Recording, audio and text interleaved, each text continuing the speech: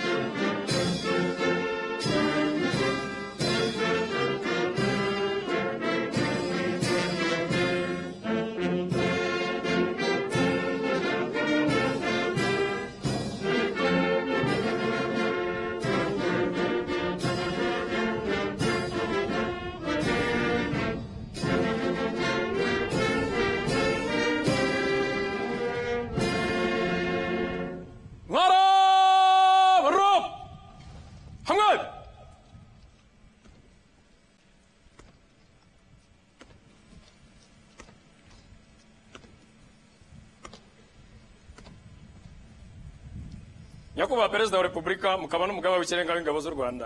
Karasisi kari imbere yanyu kagizwe n'abagiye kuba ofisiye mu ngabo z'u Rwanda, amasibo abaherekeje, itsinda rya musika rya gisirikare n'itsinda ry'amabendera.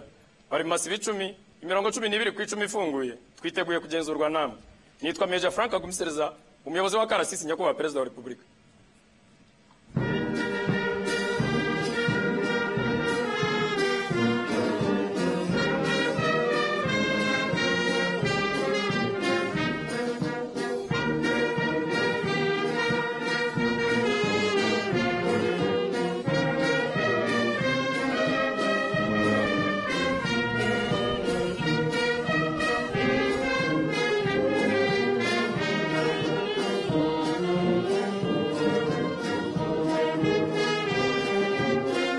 Perezida wa Repubulika, abayobozi b'amasibo.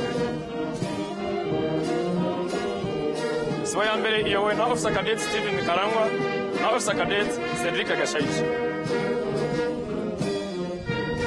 Sibo ya kabiri ni Officer Cadet Eric Nijena na Officer Cadet Obedi Niyonshuti.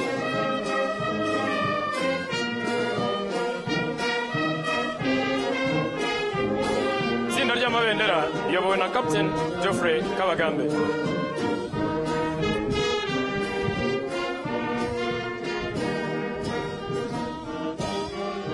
Sibo ya gatatu iyobowe na Officer Cadet Rebecca Mutoni na Officer Cadet Donata Mahawenimana.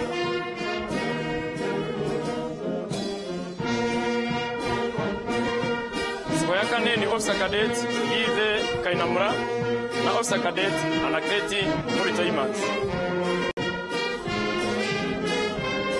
Uwungirije Karasisi Captain Innocent Maganda.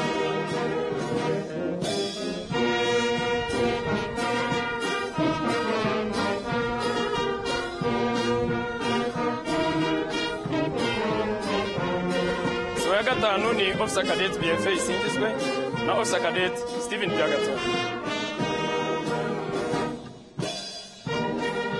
Sibo ya gatandatu ni Officer Cadet Eric Niyomurengezi na Officer Cadet Laura Imanishimwe.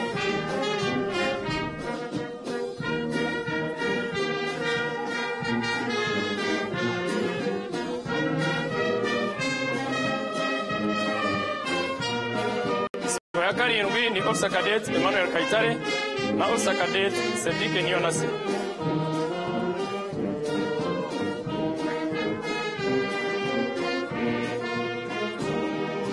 Sibo ya munani ni Officer Cadet Jean-Claude Manishimwe na Officer Cadet Albert Ejeye.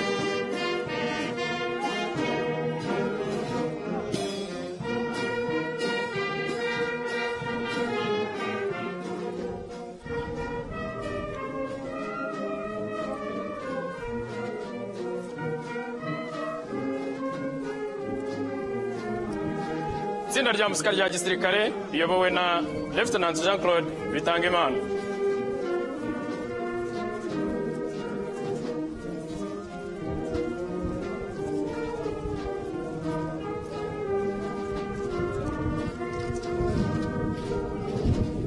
Nyakubahwa Perezida wa Repubulika, igenzura rirashoje.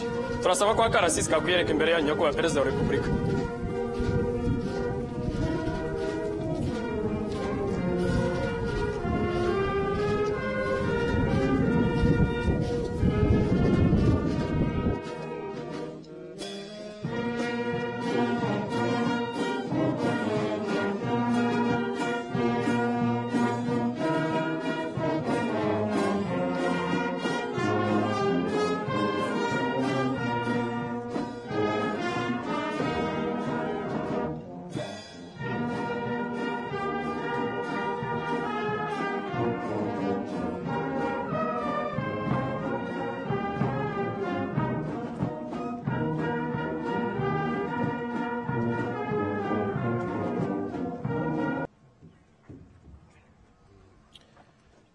Nyakubahwa Perezida wa Repubulika y'u Rwanda, uyu mwanya ni uwanyu.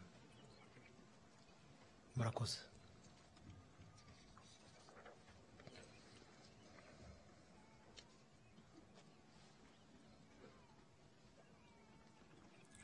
Umunyeshuri wahize abandi mubize igihe kigufi short cadet yitwa Officer Cadet Jean de Dieu Yakaremye.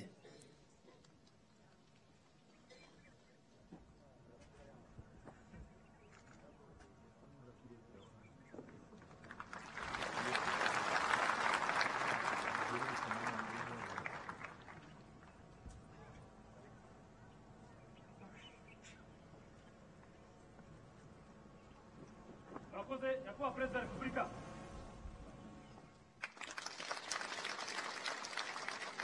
Umunyeshuri wahize abandi mubize imyaka 4 ni Officer Cadet Yves Ndamukunda.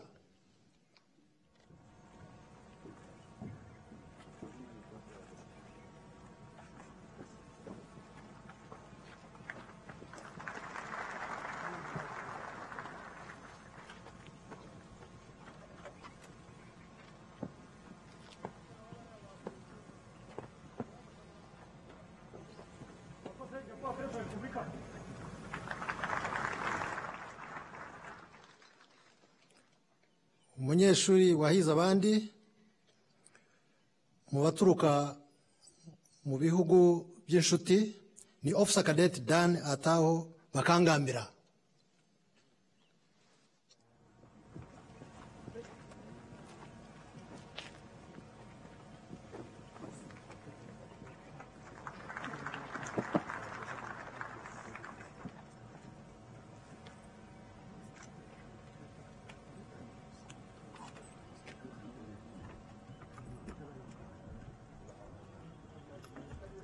Thank you, Your Excellency.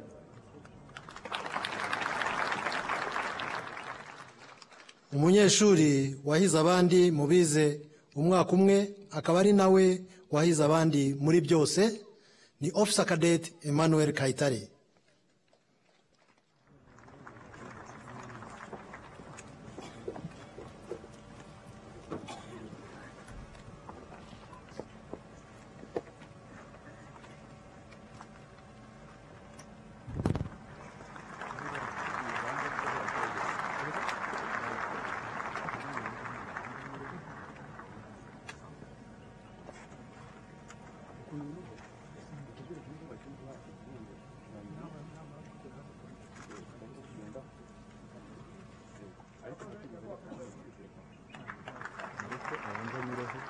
Nyakubahwa Perezida wa Repubulika y'u Rwanda, mutarasubira mu byicaro byanyu, hagiye gukurikiraho gahunda yo gutanga impeta ku banyeshuri basoje amasomo. Umwanya ni uwanyu, Nyakubahwa Perezida wa Repubulika.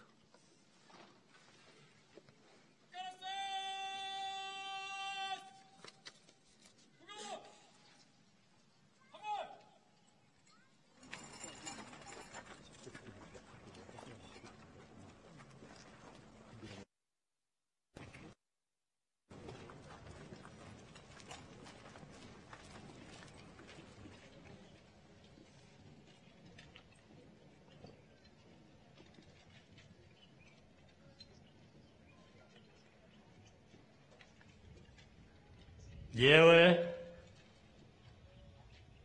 Kagame Paul Perezida wa Repubulika y'u Rwanda nkaba n'umugaba w'ikirenga w'ingabo z'u Rwanda inshingiye ku itegeko nshinga rya Repubulika y'u Rwanda n'andi mategeko mbahaye ipeti rya Second Lieutenant mu ngabo z'u Rwanda.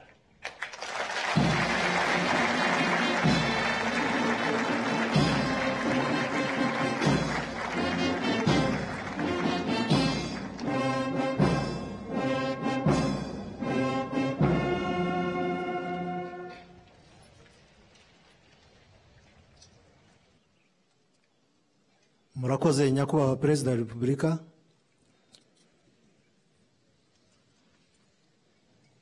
Abahawe ipeti rya gisirikare bagiye kuryambara, nyuma yaho bakurikizeho kwakira indahiro iri buyoborwe n'umushinjacyaha mukuru wa gisirikare mu ngabo z'u Rwanda.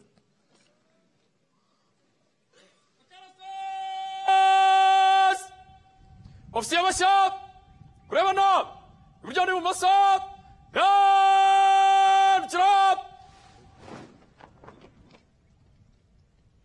ofisiye bashya kwambikana amapeti akarasasi komeza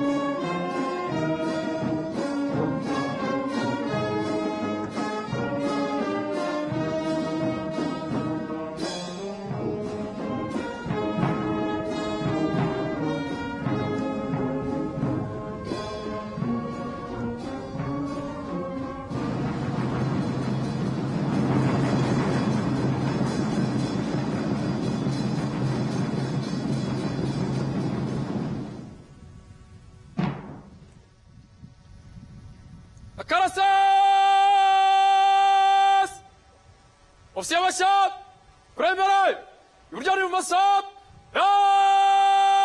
dukira abofisiye mu mirongo.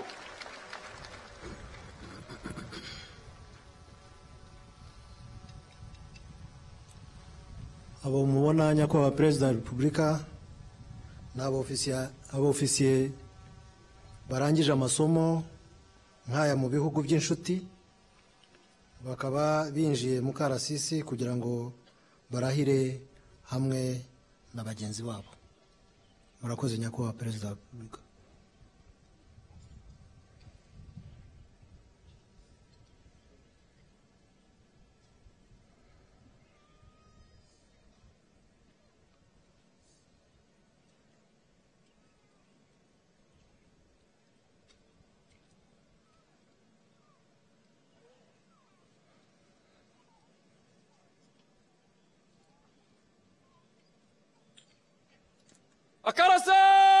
Akarases!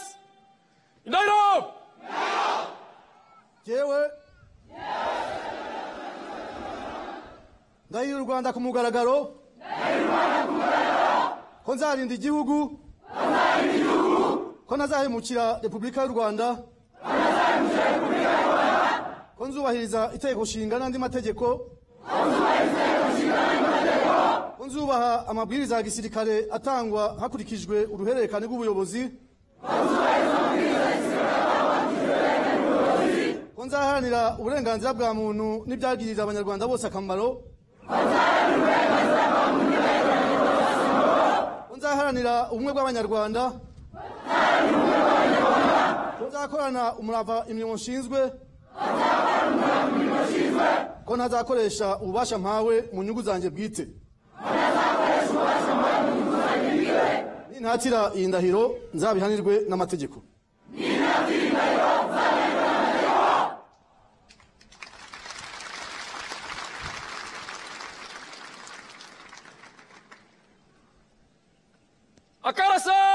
Akarases! Fungura! Ara!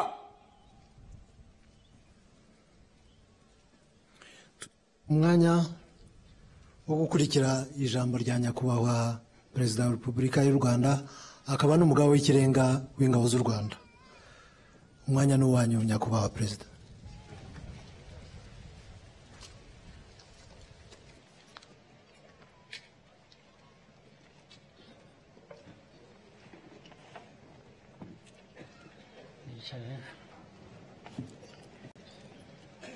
bayobozi mu nzego zitandukanye z'igihugu cyacu, bayobozi b'inzego z'umutekano,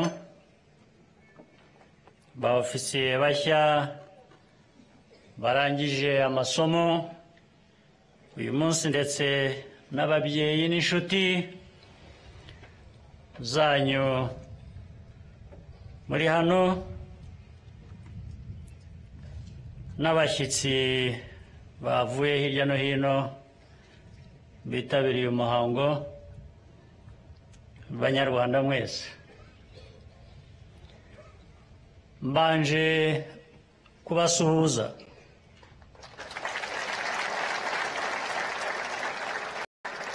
Nishimiye kandi kuba ndi kumwe namwe uyu munsi, twakira abofisiye bashya mu ngabo z'igihugu cyacu cy'u Rwanda. Nagira ngo nshime buri wese muri mwe kubw'umurava n'ubushake mwagaragaje mu myitozo ikomeye mwanyuzemo kugera kuri uyu munsi, nk'uko twabibwiwe n'abari babayoboye. Ndashimira ababatoje kuba baragize uruhare rukomeye mu kubategura kugira ngo namwe muzitware neza mu nshingano mwahawe. Turashimira ibihugu by'inshuti twafatanyije mu burezi n'amahugurwa mwahawe. Ubufatanye nk'ubu ntibufasha gusa mu kubaka ingabo zikomeye, ahubwo bunagaragaza ubucuti butuma ibihugu bikomeza gutera intambwe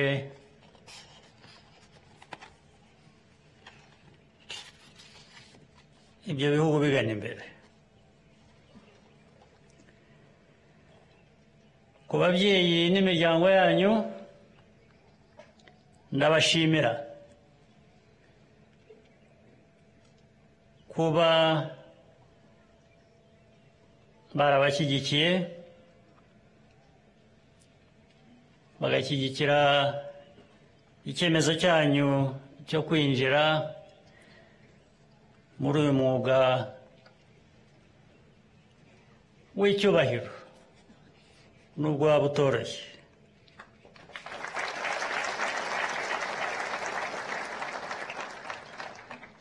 Kuba mwarahisemo uyu mwuga turabishima cyane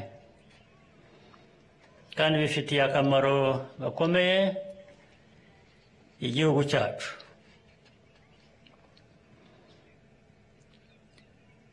Kuri ba ofisiye bashya, inshingano yo kurinda u Rwanda n'Abanyarwanda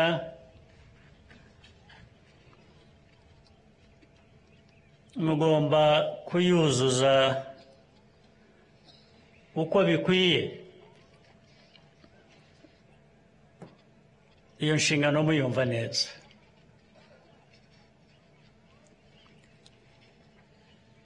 Ndabashimira ubushake ndetse ubu mwagize n'ubushobozi buhamye bwo kuzuza izo nshingano.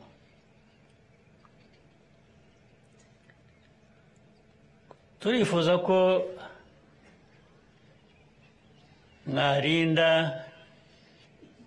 igihugu cy'u Rwanda n'Abanyarwanda n'abagituye.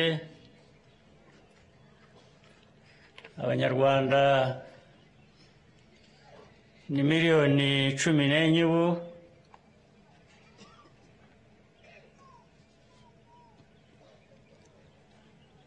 ariko niyo zaba miliyoni 1, niyo Abanyarwanda baba miliyoni 1, niyo baba 2, niyo baba 3, inshingano mufite ni ukugira ngo igihugu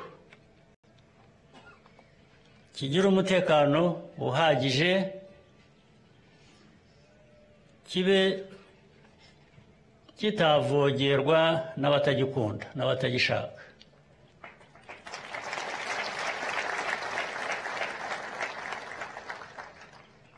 Turashaka amahoro. U Rwanda rukeneye amahoro. Rwabuze amahoro imyaka myinshi mu bihe byashize. Ubu tumaze imyaka 31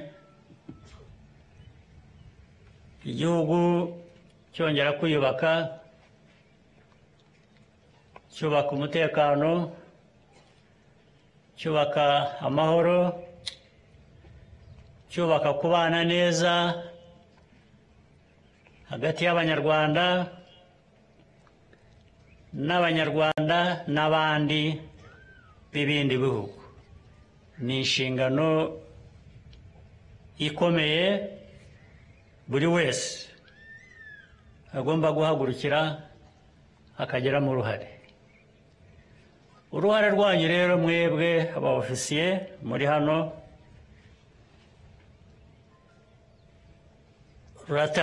rutangiye ubu. Ni uruhare rubasaba byinshi. Ni uruhare rubasaba kwitanga. Ni uruhare rubasaba discipline. Ni uruhare rubasaba imyumvire myiza. Ni uruhare ruzabasaba kwitanga kugira ngo mwebwe ubwanyu mubeho neza n'abanyu n'inshuti, mbese igihugu cyose kibona aho gihera gitera imbere mu majyambere.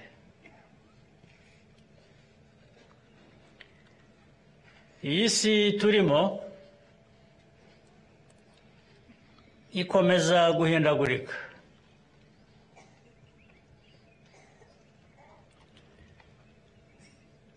Ibibazo bikaba byinshi ndetse nabyo bikagenda bihinduka. Ubu ni ukuvuga rero ngo iyi si iteye ityo, igihe tugezemo giteye gityo, ubu tuba tugeragezwa twese. Ubu namwe mwinjiye mu bageragezwa ku buryo mugomba kubyitwaramo. Isi yahinduka igana habi, ntibajyane muri iyo nzira, mukaguma mu nzira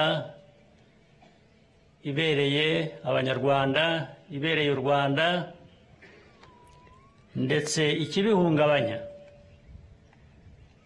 cyaba ari icyo guhangana nacyo. Ubu ibyo mumaze kunyuramo byarabateguye kugira ngo muzahangane neza, mutsinde ibigeragezo ibyo ari byo byose.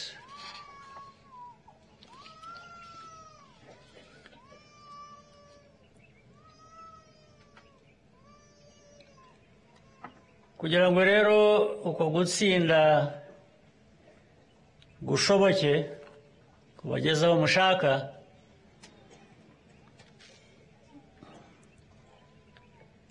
mugomba gufata iya mbere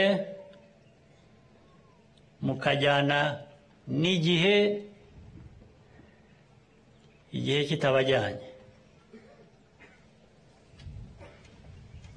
kandi mugahora mwongera ubumenyi kugira ngo mushobore guhangana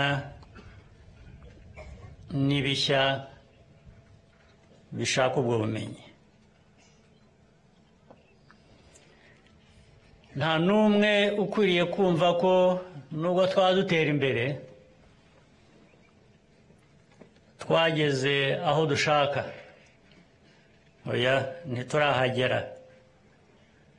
Inzira iracyari ndende, akazi karacyari kenshi, ubushake buracyakenewe, n'imbaraga zirakenewe. Mwe rero muri batoya, ubwo ni ukuvuga ngo muracyifitemo byinshi mugomba gutanga uko igihe kigenda gihita.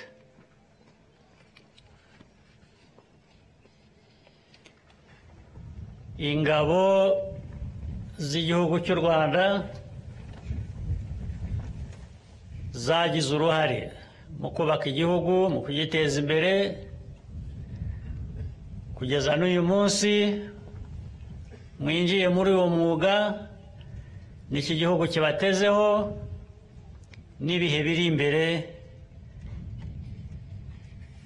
buri wese igihugu kimutezeho ibyo ngibyo.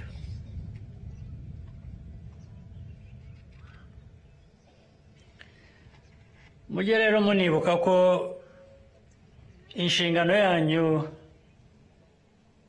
abo muri uyu mwuga twese atari ukurinda gusa ibyo u Rwanda rumaze kugeraho, ahubwo ni no kugira uruhare ibyo bigerwaho kubyubaka no kugira ngo mbese byinshi bikomeze kugerwaho. Igihugu gikomeye gifite umusingi gihagazeho kigomba kuba gifite umutekano. Umutekano ni ngombwa.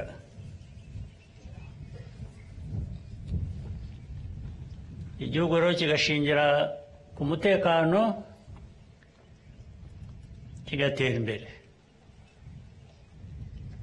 Abanyarwanda bose n'abo muri uyu mwuga babifitemo uruhare.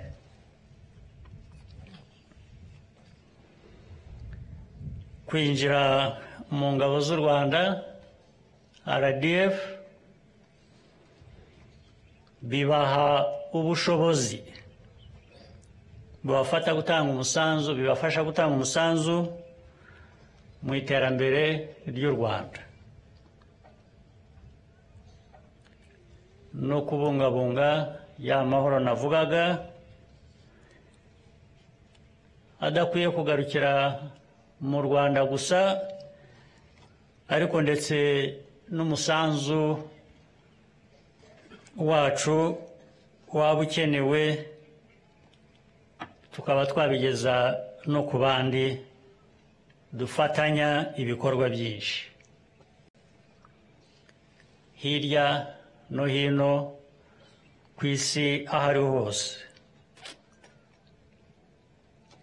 Nk'uko byagiye bigaragara, uruhare ingabo zacu zagize,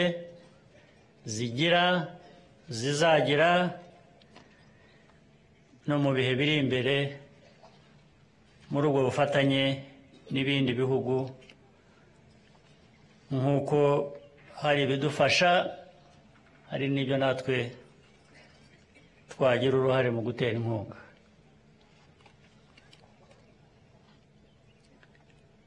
Mu gihe mu mirimo yanyu rero mugende muzirikana ko gukorera Abanyarwanda ari wo murimo wanyu wa mbere w'ibanze, kandi iyo mukorera Abanyarwanda ari nabo mukomokamo, ari bo muvukamo, ubwo muba mwikorera namwe. Ibi bigomba kugaragarira rero mu musaruro mutanga, mu myitwarire no mu mahitamo yanyu igihe nta n'umwe ubareba, uko mwitwara mwebwe ubwanyu. Ubwo ni ukuvuga ngo ahazaza h'u Rwanda hari mu biganza byanyu, mu maboko yanyu.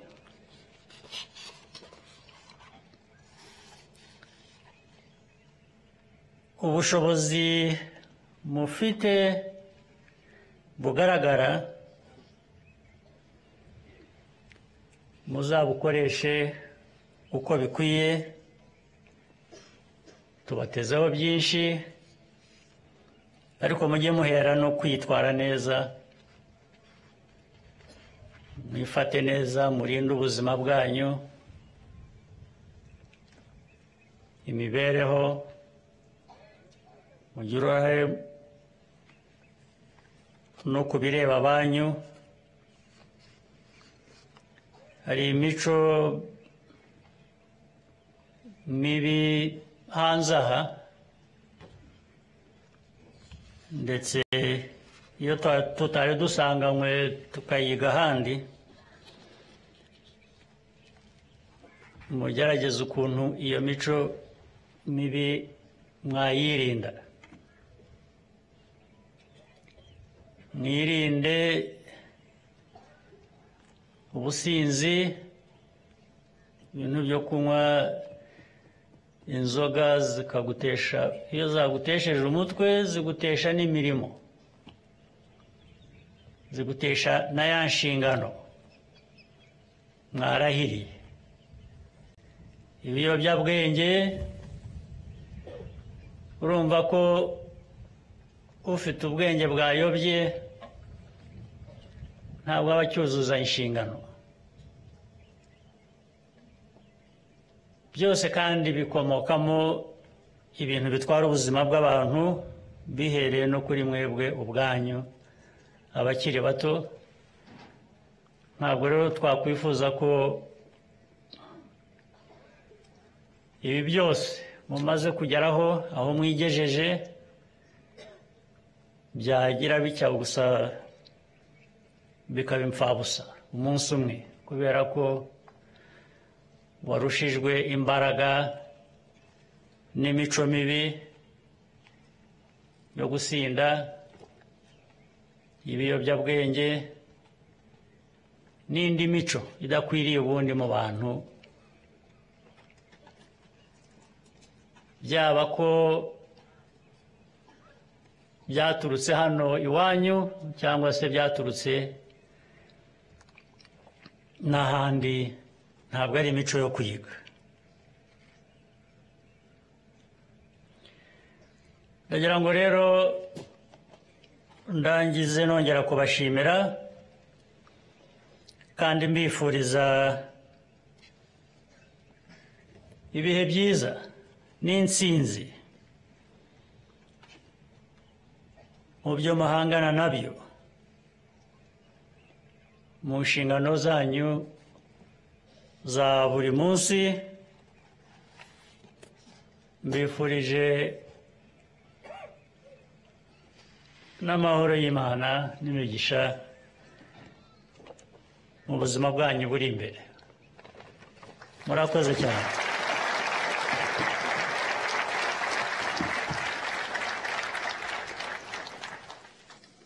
Murakoze nyakubahwa Perezida wa Repubulika y'u Rwanda ku mpanuro nziza muduhaye.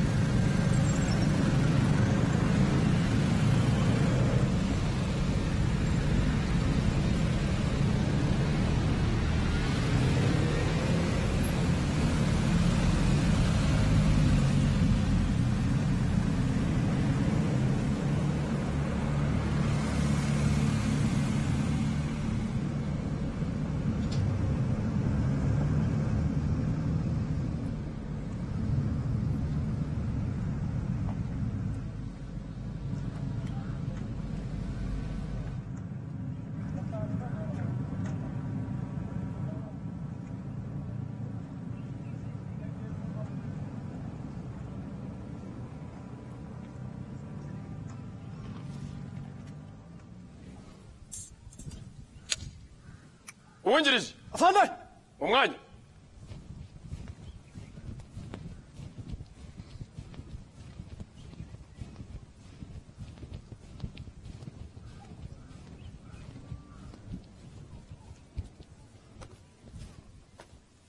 hamwe afande twasaba gusohora karasisi afande komeza